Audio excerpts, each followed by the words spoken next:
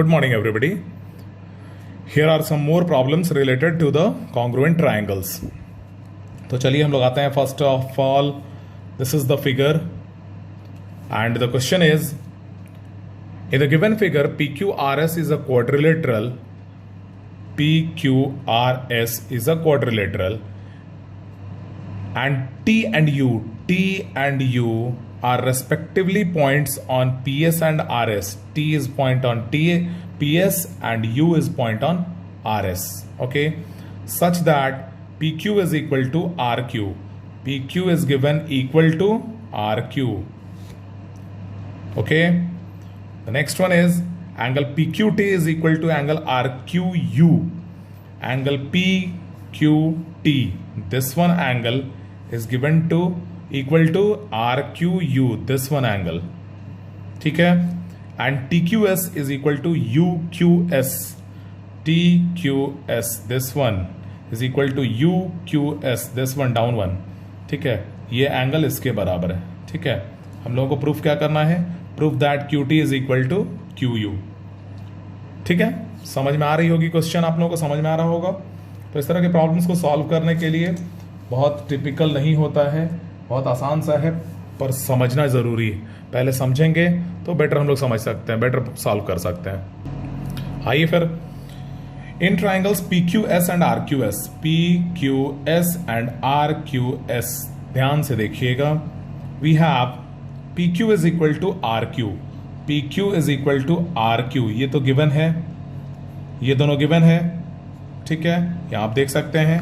PQ is equal to RQ, it is given here. ठीक है, दूसरी बात, अब दूसरा स्टेप, दूसरा जो पॉइंट है वो हमने नीचे लिखा है, लेकिन दूसरे पॉइंट को लाने के लिए हमने बहुत सारा काम किया है, वो आप देखिएगा. अब इसमें दिया हुआ क्या है? Angle PQT is equal to RQU, ये जो गिवन है इसको हमने यहां लिखा है, फर्स्ट इक्वेशन माने हैं. और TQS is equal to UQS, इसको हमने सेकंड इक्वेशन माना है. Adding both these equation like this, PQT is equal plus TQS is equal to RQU plus UQS. हमको क्या मिला? इन दोनों को ऐड करने पर PQT और TQS को ऐड करने पर पूरा PQS मिला, पूरा PQS मिल गया. और RQU और UQS, इन दोनों को, RQU ये एंगल और QUS ये एंगल, इन दोनों को ऐड करने पे मिला RQS. ठीक है, तो ये मिला मेरा सेकंड पॉइंट, इसको हम सेकंडली यूज करेंगे. ठीक है, आप देखोगे इसको हमने फर्स्ट यूज किया, इसको हमने सेकंड यूज किया, और ये है QS is equal to QS common in both. ये है third point, QS is equal to QS which is common in both. आप देखोगे ध्यान से, PQS और RQS में, PQS और RQS में हमको क्या क्या मिल गया? PQ is equal to RQ given था, PQS RQS एंगल के बराबर है, ये दोनों एंगल आपस में बराबर है, ये हमने निकाल लिया. और QS is common in both, ये भी हमने, ये हमको पता है कि ये कॉमन है. ठीक है, तो इन तीनों को यूज करके हमको क्या मिला? Triangle PQS and RQS are congruent to each other by side angle side congruence criteria. ठीक है, क्लियर? होप सबको समझ में आया होगा. इसके बाद आप ध्यान दोगे, अब चूंकि सिंस अब PQS और RQS दोनों आपस में कॉन्ग्रुएंट हो गए, तो इनके सारे कॉरस्पॉन्डिंग पार्ट्स भी आपस में इक्वल होंगे. ठीक है, तो एंगल QPS, इसमें से एंगल QPS मतलब ये एंगल इस ट्राइंगल के इस एंगल के बराबर होगा. QPS is equal to QRS होगा. ठीक है, दूसरा QPS अगर QRS के इक्वल है, तो QPS एंगल या QPT एंगल, दोनों तो बात बराबर है. QPS बोलो या QPT बोलो, बात तो बराबर है. तो हम लोग QPS के जगह पे हम QPT भी लिख सकते हैं, तो वही हमने यहां लिखा है. QPT is equal to QRU, QRS की जगह पे QRU हमने यूज कर लिया है. ठीक है, अब इसको यूज करने से क्या होगा? QPS की जगह हमने QPT रखा और QRS की जगह पे हमने QRU लिखा. ठीक है, ये हमको मिल गया. ठीक है, लेकिन इसको मिलने का फायदा क्या मिला आप ध्यान दोगे। Now from triangles QPT and QRU, QPT this one small one triangle and QRU this one small one triangle. अब क्या क्या इसमें हमको मिल गया आप ध्यान से देखोगे, ये साइड इसके बराबर है, गिवन है QP is equal to QR, given है। दूसरी बात, ये एंगल हमने इसके बराबर निकाल लिया, अभी जस्ट हमने निकाला, ठीक है। और तीसरा, ये एंगल इसके बराबर दिया हुआ था, गिवन है, तो इससे हम यूज कर लेंगे angle side angle, angle side angle से ये दोनों ट्राइंगल भी आपस में कॉन्ग्रुएंट हुआ। वही हमने सेकंड पेज में कर लिया है, नेक्स्ट पेज में ये गिवन है, ये इक्वेशन 4 से हमने निकाला, ये दोनों ट्राइंगल आपस में कॉन्ग्रुएंट हो गया। और अगर ये दोनों ट्राइंगल आपस में कॉन्ग्रुएंट हो गए तो QT is equal to QU, हमको यही निकालना था, QT is equal to QU, ये CPCT होगा, corresponding parts of congruent triangles. Am I right? तो इस तरह से हम लोग इस तरह के क्वेश्चन को सॉल्व करेंगे। इसी तरह से सेकंड क्वेश्चन में हम लोग आते हैं। सेकंड क्वेश्चन क्या है आप ध्यान से देखोगे, this is the figure, figure visible है सबको properly. In the given figure line segment AB is parallel to another line segment CD. This AB line is parallel to this line. अब जैसे ही ये पैरेलल लाइंस आपके दिमाग में आता है, पैरेलल लाइंस की सारी प्रॉपर्टी आपके दिमाग में क्लियर हो जानी चाहिए। पैरेलल लाइंस की प्रॉपर्टी आपको पता है, पैरेलल लाइंस को अगर ट्रांसवर्सल इंटरसेक्ट करता है तो अल्टरनेट इंटीरियर एंगल्स इक्वल होंगे, कोरिस्पॉन्डिंग एंगल्स इक्वल होंगे, वर्टिकली अपोजिट एंगल्स इक्वल होंगे। अगर दो लाइन आपस में इंटरसेक्ट करता है तो ये सब क्लियर हो जाना चाहिए दिमाग में। खैर हम लोग आते हैं, देखते हैं क्या करना क्या है इसमें। तो AB is parallel to another line CD, O is the mid point of AD, O is the mid point of AD। अगर O मिड पॉइंट है AD का तो ये मेरे दिमाग में बहुत आराम से क्लियर हो जाएगा कि OA is equal to OD, इतना तो क्लियर हो जाएगा। उसी तरह से हम आते हैं next, show that triangle AOB is congruent to triangle DOC, this triangle is congruent to this triangle, ये हम लोगों को शो करना है, ठीक है। आते हैं हम लोग, चलिए वन बाय वन, बहुत ही आसान क्वेश्चन है, ध्यान से आप देखिएगा। अगर इसको इसके पैरेलल हम रखे हैं और अगर इसको ट्रांसवर्सल मान लें, DA को ट्रांसवर्सल माने, if CD line is parallel to AB line and AD is transversal, तो ये दोनों एंगल्स आपस में ऑल्टरनेट इंटीरियर एंगल्स होंगे जो कि इक्वल होगा, आपस में होगा।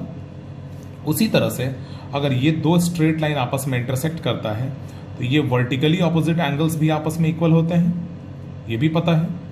और O is the mid point of AD, तो OD will be also equal to OA, ठीक है। उसी को हम लोग प्रॉपरली हमने यहां लिख लिया है। Since AB is parallel to CD and BC is a transversal, AB is parallel to CD and BC is transversal, BC is transversal, ठीक है। तो इससे क्या मिला हमको, angle ABO is equal to angle DCO, ABO is equal to DCO, कोई बात नहीं है, हमने इसको ट्रांसवर्सल लिया था, यहां इसको ले लिया है ट्रांसवर्सल, BC को ट्रांसवर्सल हमने अभी लिया। आप देखोगे इसको हम इसके बराबर कह सकते हैं, वही सेम जैसे ये एंगल इसके बराबर था वैसे ये भी इसके बराबर होगा, alternate interior angles are equal to each other, ठीक है।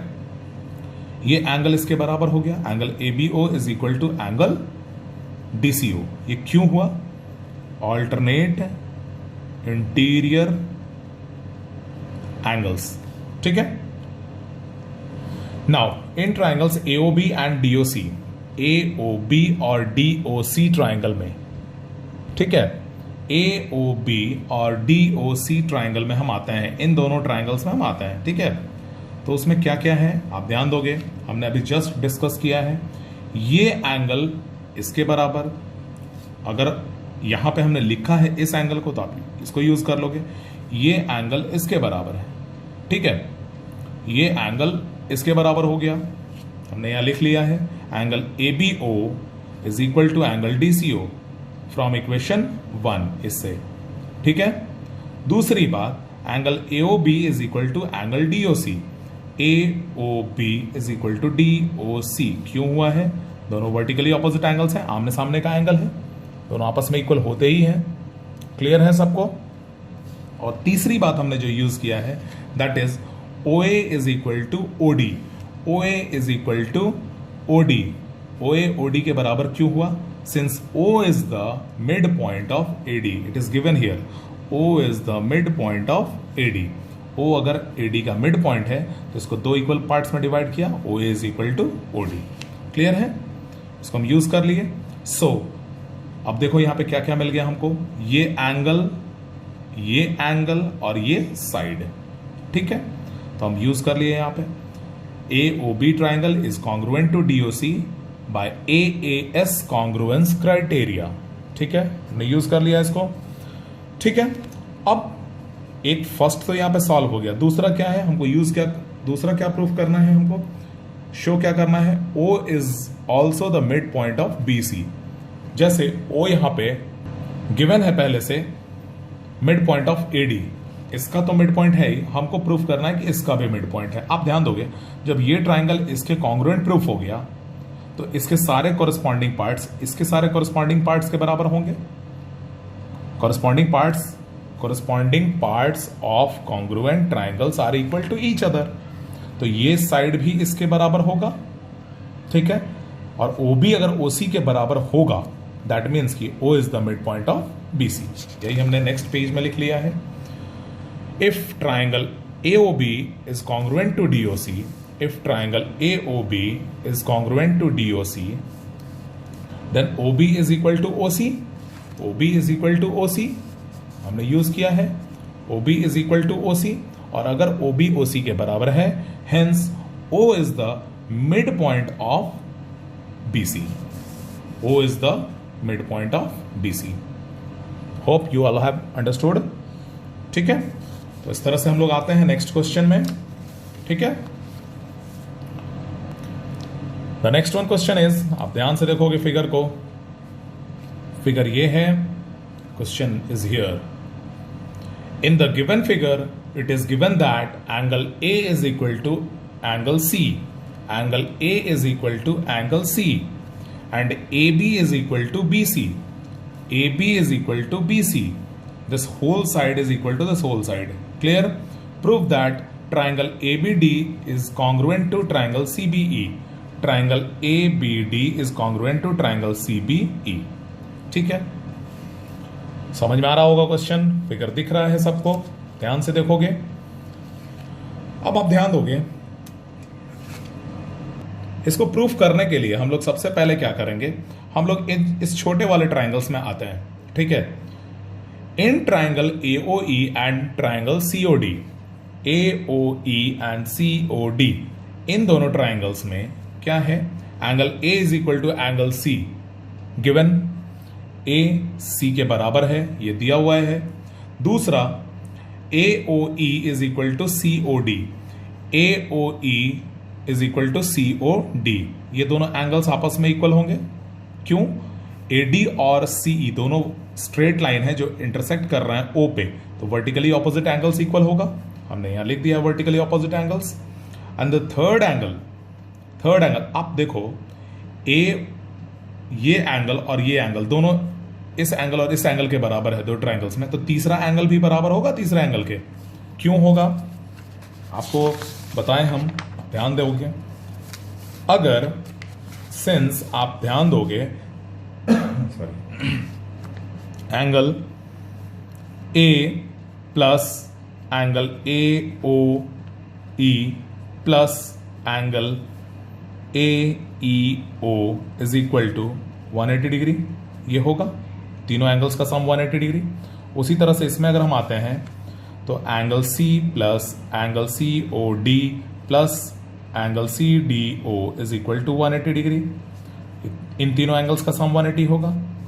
अब ये 180 है तो ये भी बराबर हो जाएगा, angle A plus angle AOE plus angle AEO is equal to angle C plus angle COD plus angle CDO। ठीक है, एंगल A C के बराबर है इसलिए कैंसिल हो गया, एंगल A C के बराबर है। ठीक है, तो ये दोनों कैंसिल हो गया।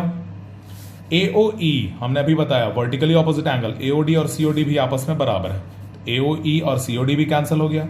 बचा क्या, AEO CDO के बराबर है, वही हमने यहां यूज कर दिया है। ये जो थर्ड एंगल है AEO will be also equal to angle CDO। Clear है? होप समझ में आया होगा आप लोगों को। नाउ AO, आप अब ध्यान दोगे, AEO प्लस OEB, ये एंगल और ये एंगल, इन दोनों का सम 180 होगा। ये एक स्ट्रेट लाइन है AB जिसमें ये दोनों एंगल्स हैं, तो स्ट्रेट लाइन पे बने हुए दो एंगल्स का सम, स्ट्रेट लाइन पे बने हुए दो एंगल्स का सम हमेशा 180 होता है। इनको हम लीनियर पेयर बोलते हैं। हमने यहां लिख लिया है angle AEO plus OEB is equal to 180 degree since linear pair. उसी तरह से यहां भी हम कर लिए angle CDO plus angle ODB। आप देखिए CDO plus ODB is equal to 180, ये भी लीनियर पेयर हो गया। और चूंकि ये दोनों इक्वेशन 180 के बराबर है, तो इसको भी हम इसके बराबर लिख सकते हैं। तो angle AEO plus OEB is equal to CDO plus ODB। Clear है? क्लियर है? नेक्स्ट आइए, अब AEO plus OEB is equal to CDO plus ODB है, और आपको पहले हमने प्रूव कर लिया है कि AEO CDO के बराबर है। तो ये AEO CDO से कैंसिल हो गया, बचा क्या, angle OEB is equal to angle ODB। ये दोनों आपस में इक्वल। ठीक है? अब देखिए, आप ध्यान से देखोगे OEB ये एंगल है। ठीक है? इसको हम लिख सकते हैं क्या, CEB। OEB और CEB ये दोनों सेम एंगल है, तो हमने OEB के जगह पे CEB यूज कर लिया। ठीक है? उसी तरह से ODB ये एंगल है, और ADB भी यही एंगल है, तो हमने ODB की जगह पे यूज कर लिया ADB। तो उसी तरह से हमको क्या मिला, CEB is equal to ADB। Clear? Next आते हैं हम नाउ फ्रॉम ट्राइंगल्स। अब आते हैं जहां हमको जरूरत है। Now from triangles ABD and CDE, ABD and CBE, इन दोनों ट्राइंगल्स में एंगल AC के बराबर गिवन है, दिया हुआ है। एंगल ADB और CEB को हमने अभी प्रूफ किया, ADB CEB के बराबर है, ये हमने फ्रॉम इक्वेशन 1 हमने अभी प्रूफ किया। और तीसरा AB is equal to BC, AB is equal to BC, it is also given. Clear? तो इस तरह से हम कह सकते हैं हमको 3 पार्ट्स मिल गए। क्या क्या मिला, एंगल, एंगल एंड साइड। तो triangle ABD is congruent to triangle, ABD is congruent to triangle, ध्यान दोगे, ABD is congruent to triangle CDE by AAS congruence criteria. तो इस तरह से हम लोग क्वेश्चंस को सॉल्व करते रहेंगे, प्रॉपरली समझ में आता भी रहेगा। In the live sessions will discuss the NCERT problems, rest I'll send you the videos of questions जो कहीं से भी हो सकता है आपके लिए, और जो भी डाउट्स होगा will discuss in the live sessions. Thank you.